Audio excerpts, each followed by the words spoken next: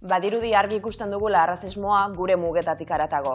Baina zer gertatzen da hemen Euskal Herrian? Zulora saioko bigarren atalean auzi horren inguruan aritu ziren Leo, Jon eta Oiane. Beraien azalean arrazismoaren aurpegi desberdinak pairatu dituzten 3 gazte. Eta ondoren sareetara jo genuen zuen ikuspuntua jasotzeko asmoz. Inkesta jarri genuen martxan, Twitter eta Instagramen. Jokabide arrazistak alditugu Euskal Herrian. 73% pasatxok baietz erantzun zenuten. Hala ere, baietz esan zenuten gehiengo zabalak uste duzue nahi gabe egindako jokabideak direla.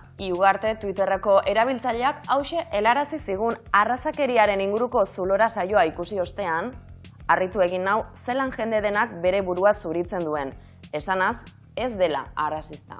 Eta Mai Etxeberriak horri erantzunez, hauxe dio, iguala pentsatu dut matxismoarekin bezala denok gara matxistak desera ikitzen goaz, ez denok, baina denok gara.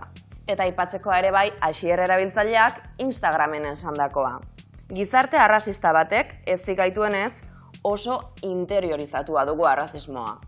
Hortxe Zulora saioko arrazistak gu atalak sareetan izandako erantzunetako batzuk.